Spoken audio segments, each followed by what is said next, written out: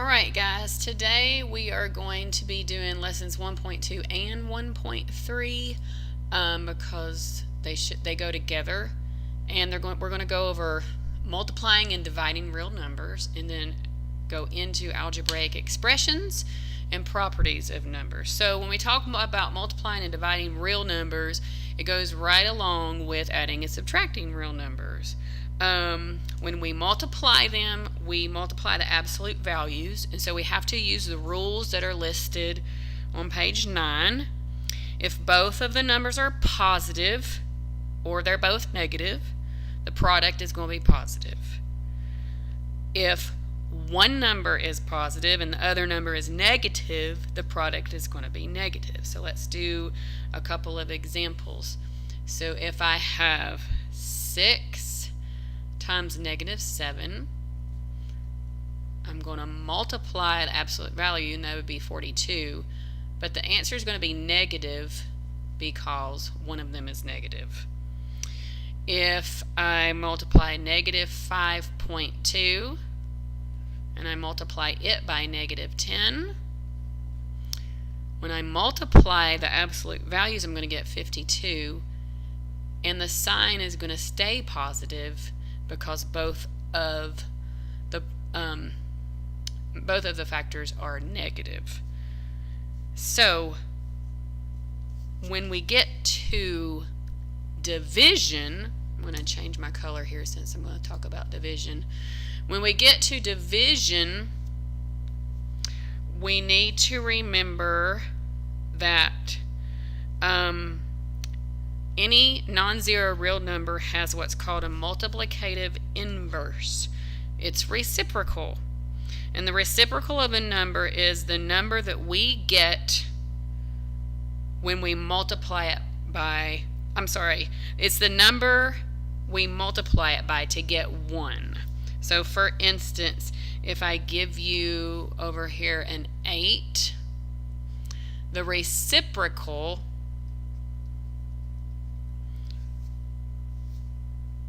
sorry about that, I had to check my spelling, is 1/8, because when I multiply 1/8 by 8, I'm going to get 1. So we need to keep that in mind when we divide, because division and multiplication are inverse operations. And in fact, division is defined in terms of multiplication. So if you take A divided by B, and now B cannot equal 0, the answer is C. And you can say that in terms of multiplying by saying C times B will give you A. Alright, and you can put in any number into that and you'll see that it is true. Now, there is also a division theorem that goes along with real numbers that says A divided by B is the same as A times 1 over B. So, to divide A by B, we can multiply A by the reciprocal of B. And we will be using that especially when we get into dividing by fractions. So, when dividing real numbers, we divide the absolute values and use the following rules to determine the sign of the quotient. If the numbers are positive, both positive, or if they're both negative, the quotient is going to be positive. And it's the same as when we multiply. If one number is positive and the other number is negative, then the quotient is going to be negative. So let's take a look at a couple of examples here. If we have 10 divided by negative 2, we know 10 divided by 2 is 5. But since one of them is negative, the answer will be, the quotient will be negative. If I have negative 5.6 divided by -7. When we do absolute values, it's 0.8.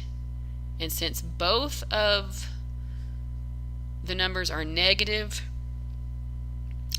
our answer is going to be positive. All right, so let's move on down and let's practice using that inverse, that reciprocal rule that we know works. If we have 1/4 and I ask you to divide it by 3/5, we can multiply it by its inverse. 1/4 times, whoops, oh, I knew I was going to do that. I almost wrote 3. The inverse times 5/3. And so when we multiply across, that would be 5/12. Do another example. 2/3 divided by, let's put this in parentheses, -4/9. So we know that we can say 2/3 times the reciprocal, which is -9/4. I should probably put that in parentheses because of the negative. So that's going to equal 18/12, but it's going to be negative, right? Because one of the numbers is negative. And we can reduce that to -3/2. Now, when we get into problems is when we try to divide by 0 and we cannot. Let's write this in red because this is important to know. We cannot, is that one word or two? I don't even know. Cannot divide by 0. And the reason is, if you remember my rule a little bit back, let's scroll up here. Right here, A divided by B equals C, and you're able to say C times B equals A. So if we cannot divide by 0, it's kind of like saying 2 divided by 0 is supposed to give me some answer. Well, according to the rule, I'm supposed to be able to take that quotient and multiply it by 0 and get 2. But anything multiplied by 0 is 0, and that does not work. Let me make that equal sign better. That does not work. So we cannot divide by 0. It's undefined. We can have 0 in the top because that does work. 0 divided by 2 is some number. And if we take our rule, it says that x times 2 can equal 0. Well, I know that x can be 0. If x is 0 times 2, it is going to be 0. But over here, that does not work. So there's your division by 0 rule. It's the law. Now if we move on down, I'm going to move on over to lesson 1.3. I'm trying to go as fast as I can with 2 lessons, guys, okay? If I move on over to lesson 1.3, we're talking about algebraic expressions. And all an algebraic expression is it's has numerals, it could have variables and other mathematical symbols in it. Algebraic expression is just a fancy way to say some type of math problem that has multiple things in it, and some of them are unknown, and that's why we have the variables. And sometimes we can substitute numbers in for those variables, and the number that we get is the value of the expression. So let's just take a look at an example. These are the best things to look at. If I asked you to evaluate this algebraic expression, 2y plus x. And I'm going to tell you that x equals 3 and y equals 5. Now you're going to substitute that in, and you are going to say 2 times 5 plus 3, and that's going to say 2 times 5 is 10 plus 3, and that equals 13. So this right here is an algebraic expression. It's just a fancy way to say a math problem has variables in it, really. So let's do another example down here. If I said evaluate the absolute value of x plus the absolute value of 2y, and I told you that x equals 15 and y equals negative 10. Alright, so we're going to substitute that in there. So it's going to be, whoops, let's make that a little bit longer. The absolute value of 15 plus the absolute value of 2 times negative 10. And that's going to equal, we know the absolute value of 15 is 15, plus, let's do absolute value of negative 10 times 2 is negative 20. And that will turn into 15. An absolute value of negative 20 is 20. So plus 20. So that's going to equal 35. All right. Now, we have some properties that we need to review. Let's take a look at those. Let's see. Let's look on page 15. It says expressions and number properties. The subtraction theorem tells us that the expressions m take away n, and then n plus a negative n will always have the same value whenever we make the same substitutions in both expressions. So these expressions are going to have equivalent expressions.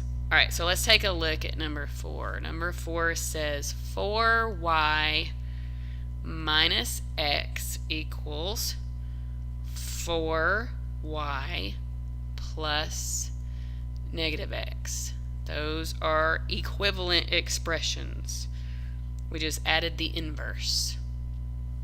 Okay, and then if we take a look at 5, it says 3p plus 5q equals 3p, and now we're going to take away the inverse, negative 5q. Those are equivalent expressions. They're equal to the same thing. Alright, so hang on just a second. Alright, the next thing we're going to talk about quickly are reviewing the properties of the commutative property and the associative property for addition and multiplication. So if we look at commutative, I like to think of that as when I commute to work, I move from one place to another. So that'll help you remember. So the commutative property of addition says that if you have a plus b, it's the same as moving them around and saying b plus a. Same thing for multiplication. If you have a times b, you can move those two and it's equal to b times a. Just moving those two around. Now the associative property is when you change groups. And I like to think of that as, think about who you're associating with today. Maybe a different group than you're associating with tomorrow. So I know that's kind of silly, but it helps me remember. So if I have a plus b plus c, this is the associative property of addition, I can group together tomorrow with somebody different. I can group A and B together tomorrow and leave C on its own. Same thing for multiplication. I can say if I have A times B times C, and B and C are grouped together, tomorrow I may want to group with someone else, so I'll use the associative property to group B with A today. A times B, and then multiply it by C. So A and B are together the next day. So associating with different groups, commuting, moving around. Alright, and the last property we'll go over very quickly is the identity property. And the identity property, I'll change the color here. Let me write that down.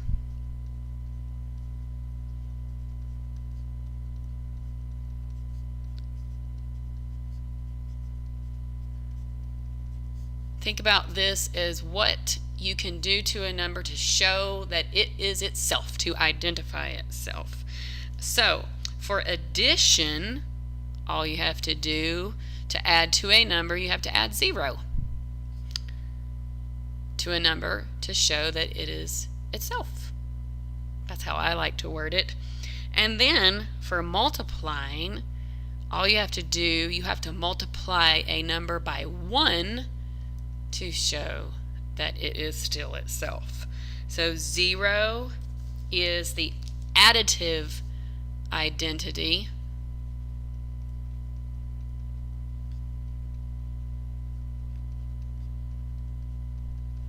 And 1 is the multiplicative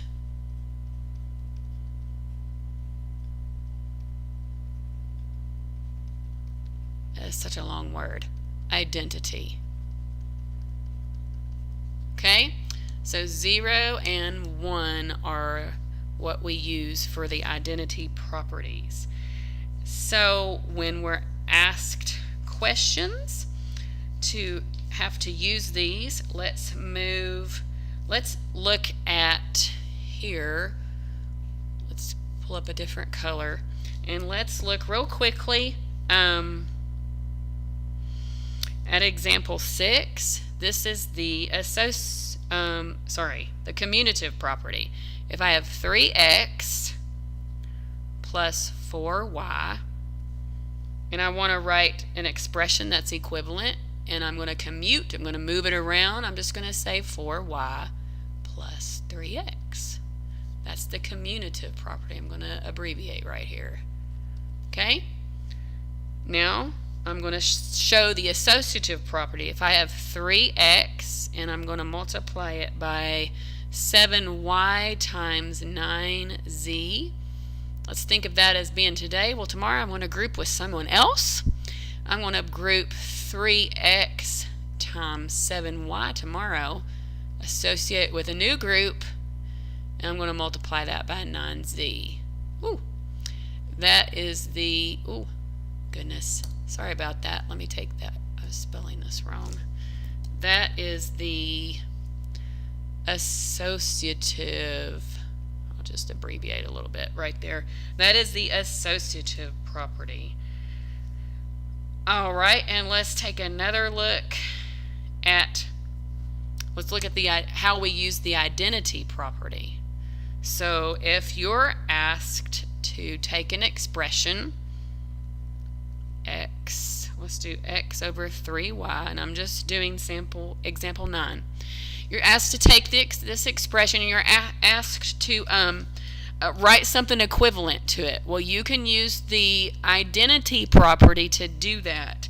So I'm going to use 8 over 8 for 1 because I'm not changing it any.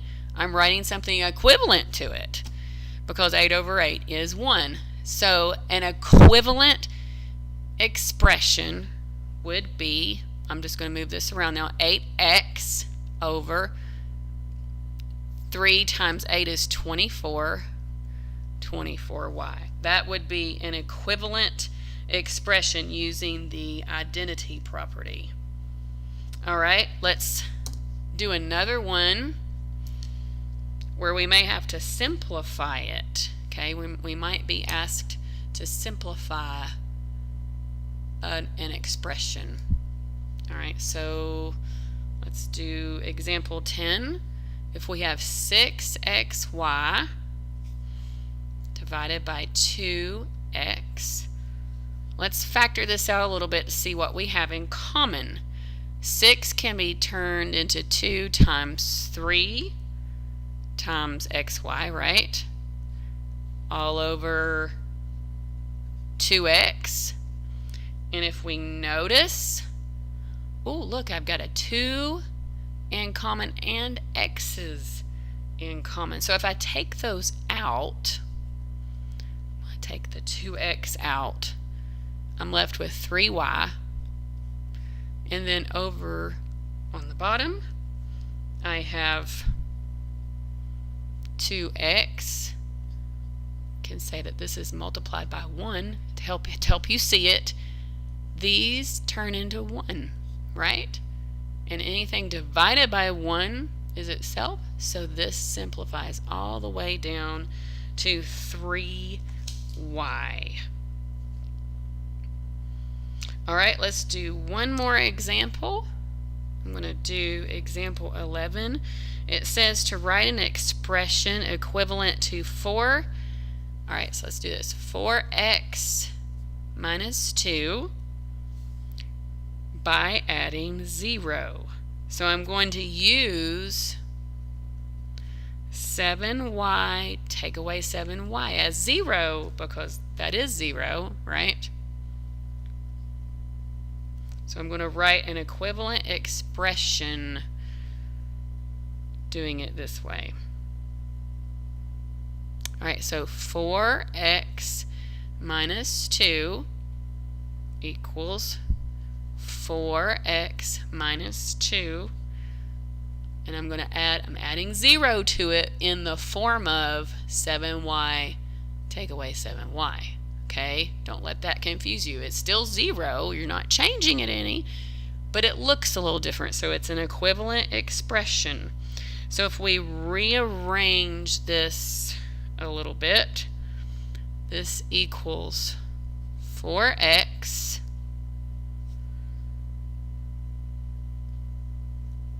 plus, I'm going to rearrange as 7y minus 2 minus 7y. So I can say, I know it looks kind of weird, but these two are equivalent expressions, and you know that you can take out 7y and the positive 7y and the negative 7y, and you get 0. All right, we will work on some of these tomorrow. Thank you very much for listening.